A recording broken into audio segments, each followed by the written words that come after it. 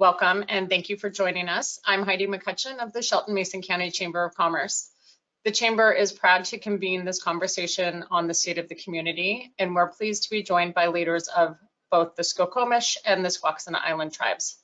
First, we'll hear from Tom Strong. He's the Vice Chair and Executive Officer for the Skokomish Indian Tribe. Tom is a tribal member entering his 17th year on Skokomish Tribal Council. In February, he accepted the position of and began the new position in April as CEO. Prior to that, he was the Deputy Director for Northwest Indian Fisheries Commission, serving the 20 treaty tribes of Western Washington. And prior to that, he worked at South Puget Sound Intertribal Planning Agency, where he launched their workforce development program. Tom has a bachelor's degree from Evergreen State College and a Master of Business Administration from St. Martin's. He and his wife, Abigail, have 2 boys and reside on the Skokomish Reservation. And with that, Tom, here you go. Thank you, thank you. Good afternoon, everyone. I'll walk through a short presentation here to talk a little bit about our tribe, the background of who we are, a little bit about our businesses, and a few things about what we all have going on here in the future. Again, if there's questions, I'm looking forward to answer those. Please feel free to put them into the chat box and I'll get to all of those that we can. I'll jump right in now and start walking through some of our information here. Again, like I mentioned, my name is Tom Strong. I'm the Vice Chair and Chief Executive Officer for the Skokomish Tribe. I've served the Tribal Council or on the Tribal Council. I'm entering my 17th year with the Tribal Council. At this point, I began my service in 1999. I've taken a couple of breaks here and there in between. In addition to the roles that Heidi mentioned, I'd also served as the Deputy Tribal Manager for our tribe for about a dozen years prior to leaving as well. So a lot of experience also working here for Skokomish in addition to my Tribal Council experience here. What I have here is a little bit of information to provide you some background on who we are as a people. Skokomish has about 800 members. It fluctuates a little bit here and there as we have new enrollees or folks who might relinquish their enrollment at Skokomish to be enrolled in any of the other number of tribes that they might have heritage from. So we do see that happen from time to time. As it says on the slide, we have approximately 450 members that live on the reservation. That fluctuates as well too, and we've seen an increase in membership on reservation as we've been able to build more housing over the last couple of decades as well. So that's something we want to continue. As far as who we are culturally, we come from the Salishan language and culture community, but we're a little bit different here at Skokomish in that we are successors, if you will, to the Tawana people who inhabited the entire Hood Canal drainage in pre-treaty and pre-history times. I've listed the 9 principal winter village settlements on here as well. The graphic that you see on the screen is actually a map that was taken from a book called The Structure of Tawana Culture, written by William Welcome Elmendorf as a part of a master's thesis that he had put together. But it actually has a lot of really great information about the culture and the history of the Tawana people and the Skokomish people who are here today. And it's work that was actually utilized to form the basis in the Indian Claims Commission after the Bolt decision in the 70s to make up what the territorial claim for Skokomish was going to be as far as our usual and accustomed fishing and hunting areas. And so that map that you see there is actually a map of the Hood Canal drainage and does show all of the winter communities starting from the north in Dabob and working down through Polosine onto Skokomish, and that village that you see in present day where Belfair State Park is actually located was a Tawana village as well. So it gives you an idea just a little bit about where we were located. This gives an idea of those winter villages, but in the summertime, folks from each of these winter communities would fan out throughout the canal and into the foothills and other areas to be able to do the resource gathering that we would do throughout the spring and summer months to prepare for the fall and the winter. So it gives you just a little bit better idea about the present day Skokomish tribe and who we are composed of in those 9 principal bands that make up our people today. As far as language is concerned, the tribes in the Puget Sound area, they speak the language called Lushootseed, and out to the Straits, they speak a different language as well. For us here at Skokomish, our traditional language was Tuareg, and it was similar to Lushootseed, but different and developed kind of here amongst our bands to be a completely different language, not just a different dialect. And so we actually speak a different language than folks out in Puget Sound. What we have here is just to give you an idea about some of the enterprises that the tribe operates. I imagine that these are things that folks in the chamber are likely all familiar with, but these 4 businesses listed here really make up the core of the business enterprises for the tribe. The Lucky Dog Casino, Twin Totems, Waterfront at Potlatch, and the Skokomish Park at Cushman. This slide will give you a little bit of an idea about where those properties are located. You'll see the map on the left-hand side gives you an idea about where we are located and relative to the rest of the Olympic Peninsula and Puget Sound. You'll notice Hood Canal there showed, as well as where our reservation is located is that dot there in yellow at the Great Bend of Hood Canal. The image to the right kind of gives you a more zoomed in kind of look at where these businesses are located. You'll notice that the Skokomish Park at Lake Cushman is there at the lake on the former state park property. That property came to the tribe through the settlement of Tacoma Public Utilities, and the importance of that property cannot be overstated or for the tribe, in that it was actually lands that we had utilized as a part of hunting activities that we had in prehistory. And so actually within those that area are a couple of archaeological sites that date forward to as much as 8,000 years ago that we've collected artifacts that demonstrate the different hunting parties that were there and the work that they were doing as they waited for the game to come out of the mountains and the foothills down to the old lake bed and to the valley there and be able to harvest those animals. And we actually seen that type of activity throughout all of the North Fork and into the South Fork, which would have been done in the North Fork by the Skokomish Band of Tawana, and on the South Fork would have been by the Vance Creek Band of Tawana. So it's really interesting to, one, be able to document the prehistory of those areas, but for some of those lands to come back into tribal control is very important for us here as well. With that, though, I want to talk a little bit about the Lucky Dog Casino. The original casino itself was opened in the year 2000 and actually was, it was a gas station that was converted into what they call kind of in the Midwest, if I understand it correctly, like a roadhouse style slot exclusive gaming facility. And so we operated that with about 50 to 75 machines when we opened up. Until our first expansion in 2006. We subsequently expanded again in 2013 to the present footprint that we are at today.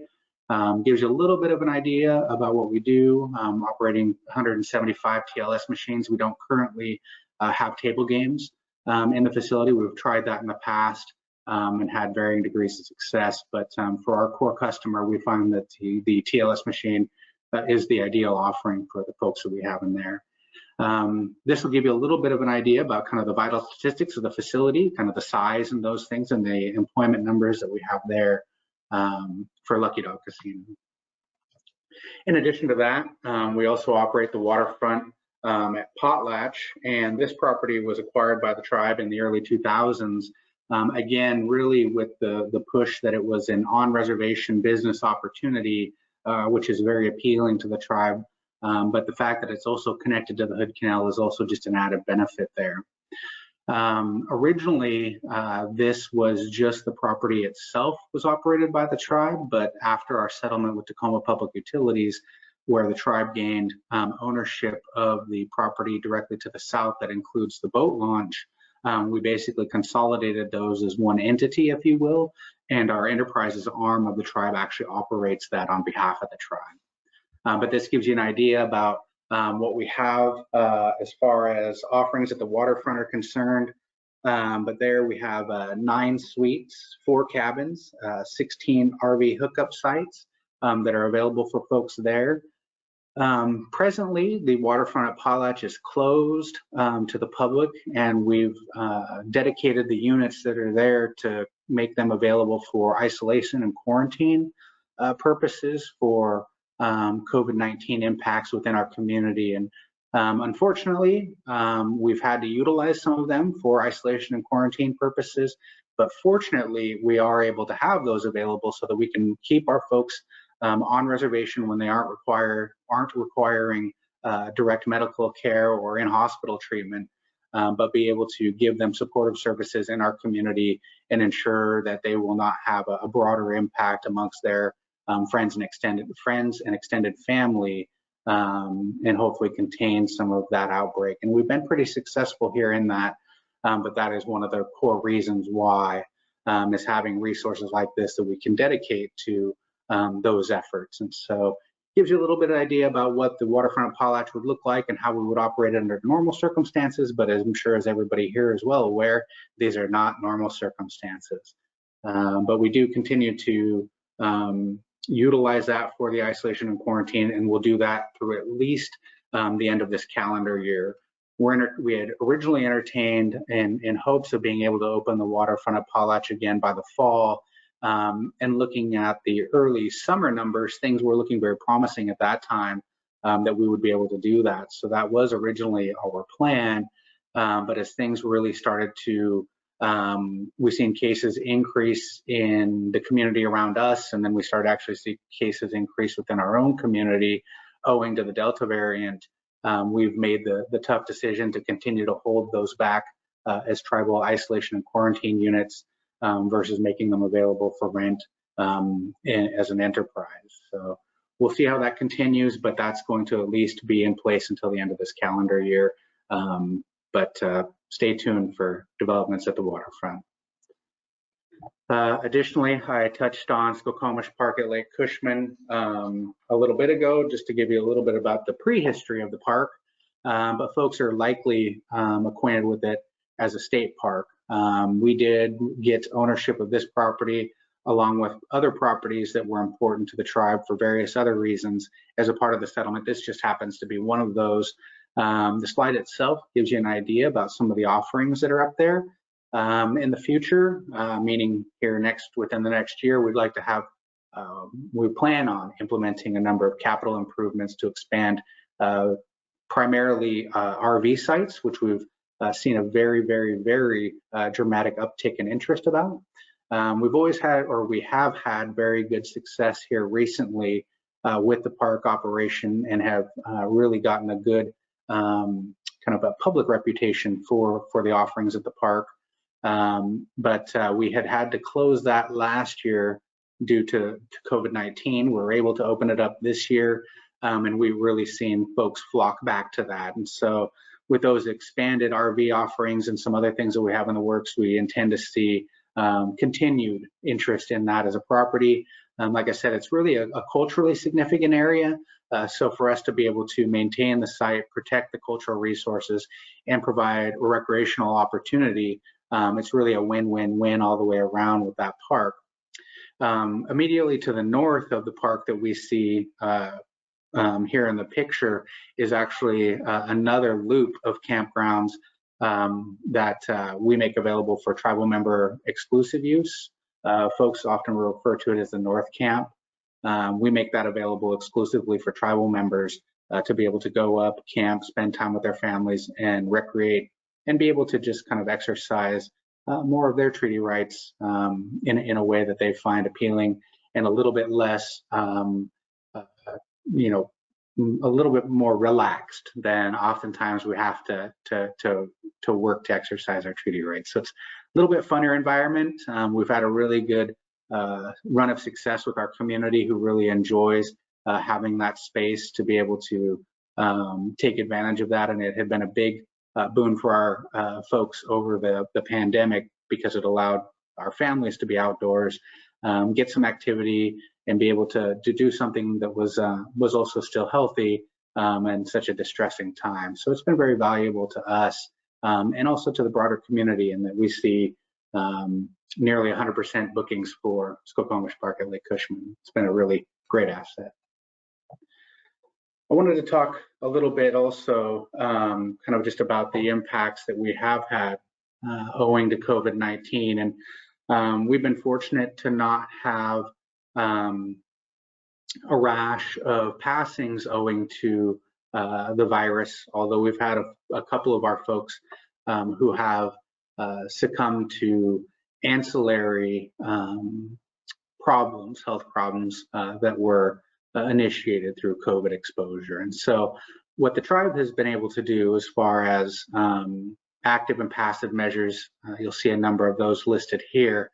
We really tried to work very hard and be sensitive to protect our community at the beginning of all of this. And so in the spring of 2020, we closed all of our enterprises, including the casino, our C-store, all of the facilities, and made it so that we would have very little interaction, not just with the outside community, but even to discourage a lot of interaction amongst our houses and extended families, which is very difficult within our community, but that's what we felt was necessary, and that's what we instituted. We still haven't actually opened our facilities to the public yet, and they actually are only open to tribal members by appointment. And so we really tried to contain as much interaction and potential to spread the virus as much as possible. We foresee that continuing here within our community, at least through the end of this calendar year. Here at Skokomish, we chose the Moderna vaccinations, and so we're still awaiting full FDA approval and guidance on what to do for booster shots there. But those are the types of things that continue to ensure that within our community that our folks and our membership here want to proceed out of an abundance of caution. And so we're still continuing to not have any public meetings really, or open up our facilities at all. And even though we had started to plan a number of more community-driven activities throughout the summer, within the last month, we've had to retreat from that and move back to our kind of drive-through model that we've implemented for all of our regular occurrences here. So traditionally here in our community, we have an Easter party, we have a Halloween party, we have a Christmas party. We do all these big events throughout the year, and so when we don't have those available, our community really feels a sense of grief and loss. And we've been able to transition to drive-through events, and we've had really successful drive-throughs, even including for Halloween, which was quite a sight to have all of the kids dressed up in their costumes driving through to get some candy and do some fun things like they would normally do, but in a really different approach. And so although we've tried to bridge those gaps, there's still, like I said, a really underlying sense of grief and loss, and that we don't have the opportunities to share and be together as we typically would here. Again, wanted to focus really on the vaccinations and the support services that we're able to provide. We knew coming into this that we were going to be limiting some of our treaty harvests. For instance, to harvest geoduck, it requires diving beneath the surface of the water, and then to do that, you're using surface supplied air that comes in through a helmet and a mask. And we knew early on in this process a little bit about how the virus spread, and knew that that was not going to be a best practice for being able to safely prosecute treaty harvests. And so the tribe took it upon ourselves to purchase additional masks for each boat so that they wouldn't have to share those, and we limited the number of divers that we could have on a boat at any one time. We did something similar for what we would how we would conduct our oyster and clam harvests, to also limit the interaction between harvesters and those kinds of things. And so we've done a number of those types of measures, including purchasing items directly from tribal members and then being able to harvest those under the tribe that we could do in a much more structured and limited fashion. And so we've been able to compensate our harvesters for the opportunity that they've lost, while being able to utilize those things that we can harvest to distribute throughout our community as food. And so it's really developed some other positive programmatic benefits that we're starting to see now. And being able to get more of those, we call them first foods, out to our community has really brightened a lot of spirits in such a very difficult time. And so although it's a very challenging thing, we've seen some positives come out of that, and that's something that we're going to continue on and here moving forward. And we do that. And we just recently had two different distributions to our seniors for hood canal spot prawns. We just call them shrimp here in our community. But that was also really successful, another drive-through event. And we also were able to deliver oysters throughout our entire community and even make some available for our staff. But it was also owing to this approach that we're undertaking now to safely harvest and distribute those materials and still make the economy work while also providing food for our community. I wanted to mention real quick a little bit about some of the projects that we have on our front burner. A water line extension that connects our community that we're developing on the north end of the reservation. Owing to the high water table that we have here and the frequent flooding, we've stopped building houses down here on the lower reservation, and we've moved to primarily building our homes on property that we own above Pollard State Park for a new housing development that we call Tabatas. Tabatas was actually the traditional village name for the village that was located at where present-day Pollard State Park is. Pollard State Park, that current location was Tawana Village, well, Skokomish Village, and there's demonstrated continued occupation of over 8,000 years at that location. But we purchased property upland of there, and we carried that name forward. And so we're looking to utilize the water system that we developed for that property to connect to the water system that we have developed for our lower reservation homes and properties, because the system here at the lower reservation was developed in the 1970s, and the two towers that we do have on our reservation are located essentially at sea level. And so owing to the old technology and the fact that there isn't significant gravity to give enough head to the water coming through, we actually lack fire suppression flows on the lower reservation, and that's something that's plagued us since really it was installed in the 70s. And so we've got a project underway now that will connect our upper water system to our lower water system, and will alleviate that problem. We're in the process right now of designing that, and we'll be doing much more fundraising to help finance that project. But that should be coming online here within the next 18 months. Housing, I really can't emphasize enough. Again, we're working on phase 2 of that Tabatas housing development that I mentioned earlier, where we're likely to open up at least 5 more lots for development with that, and we'll continue to work there. But it is a huge limiting factor for our community development to bring all of our tribal members who'd like to live on reservation back home. So just like housing is at a premium everywhere else, it's similar for us here. And so we'll continue with that as a high priority for our tribe. In addition to that, as I'd mentioned before, we have a very high and ever rising water table here at Skokomish. Along with the frequent flooding, it's led to dramatic impacts on our facilities. We've been required to raise some facilities, we've raised some homes, and raised not in the R-A-Z-E-D, tore them down sense, but raised in the actual lifted them up from their foundations and brought them up above where they'd be impacted by floodwaters. So we know and have seen that it's kind of a losing battle to try to fight the water table in the river here. So along with the housing, we're looking to develop more of our facilities in upland areas. You see an example of that with the community center that we had developed, which I'm hoping most folks have driven by and have been able to witness. It's a beautiful place and a beautiful facility, but that's also why we had to develop there, which is up out of the floodplain and away from the other impacts. Traditionally, we had utilized our tribal center here where I'm at today and other facilities located on this end of the reservation for our community gatherings, but the impacts of flooding and other things have just made that untenable.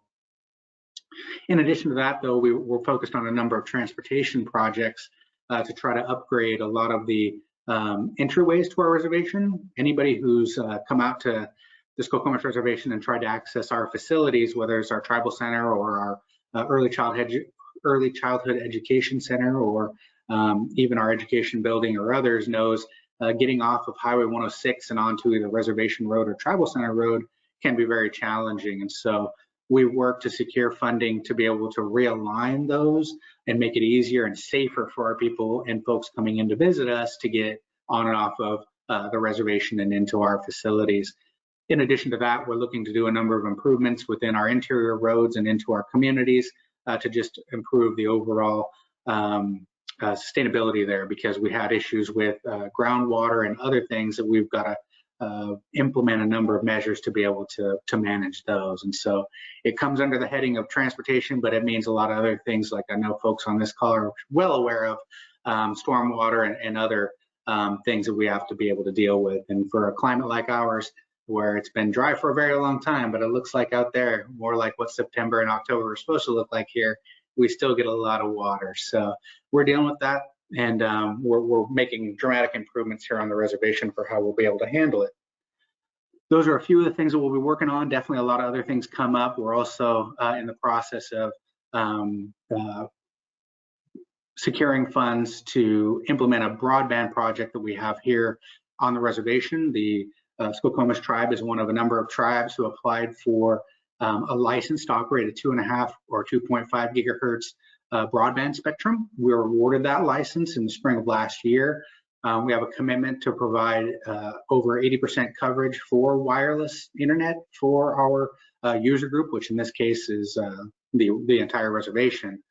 That will allow us to provide for hopefully free wireless for our homes and for our community, which will also benefit should we, heaven forbid, need to move our kids back into online learning. We can help support that even better with a more closely aligned to a high-speed connection through that 2.5 gigahertz spectrum. We're working on that now, and we just actually submitted a couple of grants to help with the build out for that. But that's something, again, that'll be coming online here within the next 18 months to 2 years, and being able to build that out. So it's a very interesting thing in that we have a lot of connected internet here within the community, but we still have folks who can't be served owing to the rural nature of our reservation and the cost to get cable to some places as well. There will be a number of other things that come up, so just kind of stay tuned for information from Skokomish. We always like to get some inquiries and be able to provide feedback out to our community about what's going on here and share everything that we have going on. That would conclude the information that I would look to provide, and would be open to questions.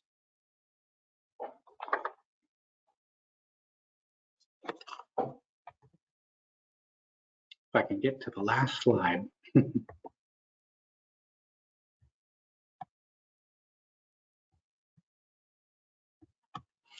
No, it's not letting me switch to the last slide, but the last slide was just my question slide. And it had a couple of Edward S. Curtis pictures that were taken here at Skokomish. That picture there on the right, it's a good example of a number of Skokomish baskets. That's something that Skokomish is actually world renowned for, is our basketry. My great-great-grandmother on my father's side, Louisa Pulsifer, was a very early recognized master basket weaver who could weave baskets even after she had lost her sight into her 90s, could do it simply by feel. It's amazing. But also you see the other picture there was taken on the banks of the Skokomish River. Shows a traditional mat house that we'd utilize during summer times when we'd be out resource gathering, as well as a couple of Skokomish folks there. The canoe in the back is actually a Salish canoe, which is more similar to what we had in our area. The one that you see more to the front of the picture is actually a Coast Salish style, so it's actually not the traditional style of canoe here for Skokomish, and would have come in as a trade good to our tribe. But anyway, just wanted to give those as a little bit more background about who we are as a people, and take any questions that folks might have. Hi, Tom.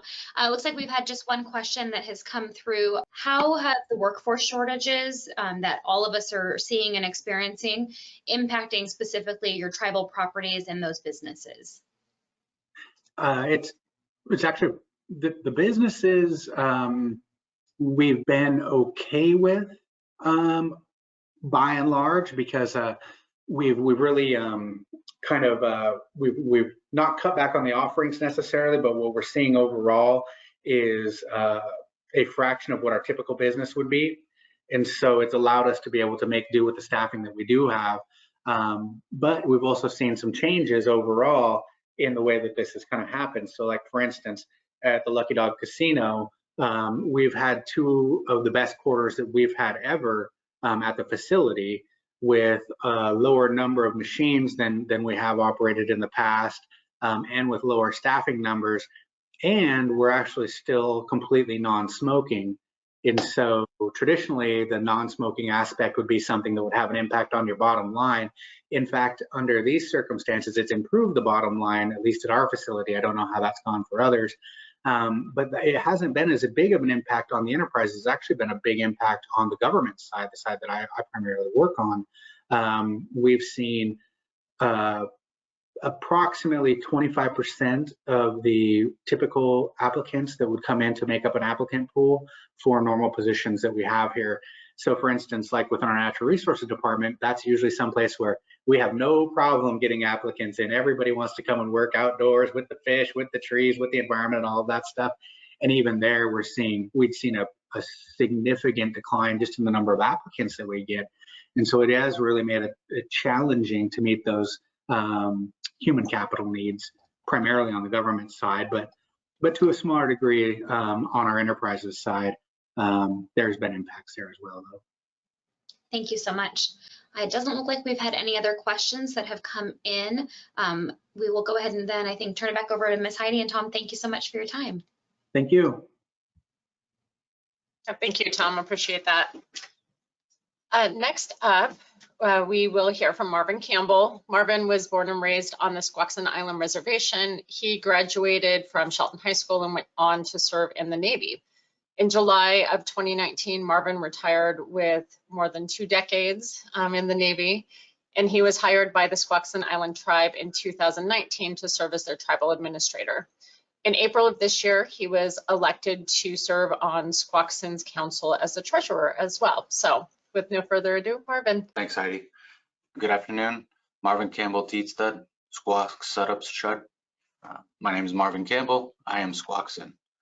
Like what Thomas shared a good bit about culture and language for the Skokomish tribe, I would say after being gone from the reservation for 2 decades, it's a piece that was good to come home to, just to be able to learn a little bit about our language, which was just shared there. It was missing growing up here. So growing up here for 19 years, I never learned a bit of our language. And so I know a small portion now, and that's mainly due to kind of a refocused effort to get back to our roots and learn, pass on our culture to our kids. And so it was one of the bright spots of coming home. So I'll start off with our businesses. I got some input from the casino, from Little Creek Casino. So about 6 months ago, they brought in a team for some strategic planning and some just improvements of the way that we serve the community, but also the way that we treat our staff and the way that we're projected in the community. So this is what that effort came up with, just getting back to employees, the way we present ourselves to guests. And they talk about our stakeholders and our community because it was important for them to make sure the staff's aware of the impact that the casino has to not just the Squaxin Reservation, the Squaxin people, but to Mason County. So we currently have 540 employees. I would say before COVID, we were at over 700. And so some of that was need. We don't have the buffet anymore. That seafood buffet is gone. And I think the pandemic has shown, I don't know when that may come back. But what that enabled us to do was use that space for more slot machines. And it also allowed us to spread out the floor more. And so one of those things that the pandemic's brought is that we needed to create space and make people feel more safe. And so we may not need as many employees, but you see there 540, we lost almost 200. So if you look at employee payroll, benefits to employees and their spouses, that Little Creek Casino encompasses $34 million per year. I would say, I know the question was asked to Tom about the impact of employment. We definitely have a lot of spots open for the casino, and I know that we've done well, similar to what he reported. We've had some record quarters, the last couple of quarters at the casino, and so it's great to see that we're making more money than we had in the past, but it's coming on the backs of fewer people. So I think all the businesses in this area and across the country are seeing the impact of not having the staff, and it's hurting the people that are there. So facility projects. So if you haven't been to Little Creek recently, we also went to a smoke-free environment due to the pandemic. And I would say when we swapped out that carpet during this kind of downtime, it just has a better smell. It has a better feel in there. It looks brighter. And I don't know if we'll go back to smoking because you kind of see the goodness of a clean environment. And I think people feel better. Even we've had people that are smokers that comment that they enjoy the atmosphere better. And so we'll see how that goes. The event center got a new carpet as well. We aren't currently banking events, obviously due to the increase of the Delta variant. We've held off events for right now. We had some major information system upgrades that needed to be done, and that'll provide smoother things, you know, the games to operate faster, but also security of the network and information there. Coming up this year, we have the 26th anniversary of the casino, as well as the 10-year anniversary of the golf course. And speaking of which, the golf course this year is also setting records, and maybe that's because of outdoor activities being safer than indoor things, but we had a lot of people visiting the golf course this year, and it's done really well. Sharing some information on jackpots that have happened throughout the year, $37 million, just over $1 million of promotions. And so good things for people, for the community, people visiting the establishment. Upcoming projects. So I don't know how much people are familiar with our space, but from our seafood bar that transitions into the hotel, that space there we call the boardwalk, we're going to put a food court with, I think it's 3 different restaurant availabilities, just kind of quick food, but some different ideas of things that you can get there. And then we got sports betting that's coming by the end of the year, and it'll have basically some TVs and a lounge area that's going to be for sports betting. And there's also an expansion for Starlight Lounge coming up the following year. We do have a renovation of one of the towers as well. One of the hotel towers is being renovated this year. So just trying to keep things clean and use this time to do some upkeep. The other part of the tribe that we have, one of our other entities, Island Enterprises Incorporated, they have different, I think the other slide. So we have the Natural Sun Grow, which is our cannabis farm. We have Salish Seafoods, that's where we distribute some of our seafood. And Clam Fresh, it's our agriculture place where we grow clams and seed our beaches. Elevations of the store in which we sell our cannabis in. And I'm sure most people know the Camelchi Trading Post. And we also have Steamboat Trading Post, which is over there off Steamboat Island. Skokomish Creek Distribution, that's the part of the business that distributes our tobacco from our tobacco manufacturer, and the museum and tourism. So in total, Island Enterprises employs 138 people full-time, 47 seasonal. There's a list of the businesses again. And just to, you know, the impacts to COVID and what we've been able to do, all of them have remained open during COVID. They've remained open to the public. You know, we've done different things at different times at the convenience store, minimizing how many people could come in, the mask mandates, but we haven't closed. The casino did close for about a 5 or 6 week period. And I think that was early on in the pandemic when there was a lot of uncertainty on how it was being transmitted and the impacts of it. And so about 5 or 6 weeks, and then it opened last summer. It's been open ever since. And so far, we've been very fortunate. Safety measures have been welcomed. We haven't really had too many unruly customers regarding face masks, but one of the issues with masking people at a casino or at the enterprises is making sure we identify them for cameras. And so we've had some hiccups there a little bit at the door, but overall, I think people are appreciative of the safety measures. Current projects for Island Enterprise, we have the Skokomish Creek distribution expansion. They're trying to expand other stores that we service our tobacco to. Steamboat Trading Post over there near Griffin School is getting a remodel, a facelift here in the next couple of months. That I want to say maybe it begins next month. So that'll be nice. trying to make them look similar, so it would look similar to the Comanche Trading Post, and expansion of our seafood. And we purchased a property, I want to say that's the one in Tumwater. And so they're still determining what will go there, but we'll have some new business venture in Tumwater as well. Before we go to questions, I'll just speak briefly about the government. So as Heidi shared, I was in the military for 22 years and I retired in July. And I think I was in this job for about 3 or 4 months before the pandemic hit. And so it was, it was crazy to come home. It was definitely a blessing to be able to come home and serve my own tribe and to serve my people.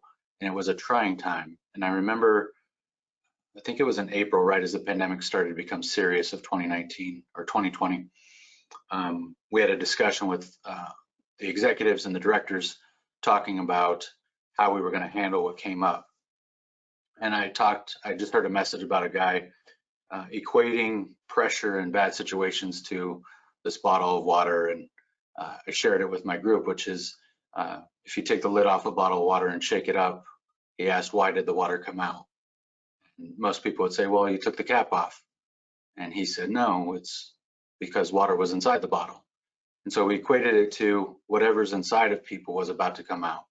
And so as the pandemic, we didn't know at the time, was going to get worse, whatever was inside of folks was going to get exposed. And so if you have goodness and you want to serve and help, we were going to quickly find out. And I would say, as newly retired from the military, used to working in big teams and serious missions, I was uncertain how this team that I was now in charge of was going to respond.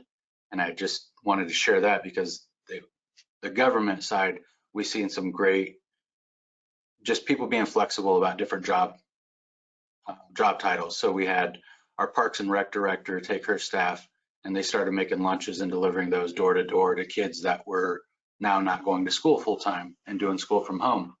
I saw our clinic staff just flex and just go to serving people in their home, going to check on people, door to door visits. I was able to see our entities, our business entities come together and find a way similar to the Skokomish Tribe and deliver seafood that we purchased, and we started taking it door to door. And so it was amazing to watch a small community in a trying time grow close together. And just, it was a good time as in a leadership position to evaluate your staff and see who was willing to make the effort to do the betterment of the community. And so to stand back and see that I got to retire from the military and come home to this, it was actually a blessing. So I'm glad to be here. We have in the government some future projects similar to Skokomish. Housing is an issue. COVID really exposed early on. I think in Italy it was known that multi-generational homes were the biggest threat. And there's a lot of that in Indian country where you have grandkids, parents, and grandparents under one roof. And so that's one of the challenges we face is expanding our housing and allowing more of our tribal members to stay in a home of their own. So we recently purchased about 900 acres of property from Port Blakely that's right here on the backside of the reservation. We recently won a water right to up by Lynch Road that we're going to tie in to our current water infrastructure that will allow us to have more houses. So we're not hitting up the Comanche Valley so bad with water usage. There was an expansion of our electricity over at PUD. There's a new PUD station over there near Taylortown. The tribe contributed a lot to that to allow that to happen. And that doesn't just serve the tribe, it's also serving that whole Lynch Road area and has allowed the community, it gives kind of a reprieve to other power stations for maintenance. And so that's also going to help us expand our housing. We have some wastewater plant upgrades that we need to do before those houses go in on this backside of the reservation. But all within the next year or two, we should start being able to really provide more for the number of tribal members we have and alleviate some of those things that COVID has exposed. Speaking of COVID, I think everywhere in America has been impacted, more so in the last few months. We saw the Delta come through. Prior to Delta, we'd only had a few cases on the reservation of COVID. And then as Delta came through, we probably had over 30 in the last few weeks. Thankfully, so far, we've not lost anybody due to COVID.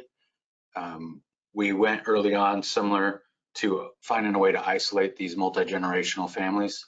So we had purchased some tiny homes, and that's where we isolate households with, multi-generations there. We also went early on and we bought a lot of vitamins, so vitamin D, vitamin C, and zinc, and we distributed that with some of the food that we did early on, and that's something we've continued to offer. The tribe was more of just we need to be healthy. We've encouraged people to get outside, and we've also, similar to Skokomish, kept our natural resource harvesting up. So trying to get people outside in a safe manner, whether that's oyster picks, clam digs, but those kind of things, we're just trying to keep people going. Other than that, we've just, we're looking for the end of COVID, as I'm sure all the businesses and all the county is, and trying to keep an eye on keeping our people safe. But that's all I had for Squaxin. Are there any questions? Thanks, Marvin. That was really interesting. There was one question about if you could expand a little bit on the Tumwater property. Don't know a ton. I do know there were some environmentals they're still looking at before they commit to what they're going to do on that property. Over the years, there's been rumors about the potential of a zip line course on Squaxin Island property. Is there any chance that that might come around? I'm asking selfishly here, but. Oh no, it's funny. I actually asked the same thing because that Clary property across from KTP and the casino would be great. We had a group come in, I think it's called Experientia, where they come in and they kind of tell you what you can do with your different properties. And that's one of the things that's on the table, was an expansion of the casino to a big degree, to have different things that is more of a resort that would include things for families and kids. And also they use that Clary property. And so that was on their list. And again, we met with them, I think, a month before COVID. And so COVID put a pause on it, but I want to say that the board is strongly considering we need to start moving forward. So I won't say we're not doing it. I definitely pull for it as well. Well, very good. I'm glad to hear that. Just one last question for the two of you is for contact information. I assume that we'll just go ahead and post that onto the website so that if anybody has any follow-up questions for either Marvin or Tom, that we'll have that there. So again, my thanks to the two of you for providing some of the updates and information about what you're doing. It's always exciting to hear what's in the works and how things are going for you. So I'd also like to thank everyone who tuned in to be a part of today's program. Lastly, just wanted to make note that our awards nominations are now open. So if there is a business, individual, or nonprofit that you see out there that's just killing it, doing great things for our community, please go to masonchamber.com/nominate and tell us why you think that they're so great. It's a very simple process, just a couple of questions for you. So again, gentlemen, thank you so much for today, and I wish you all a great afternoon and a wonderful weekend. Thanks, you as well.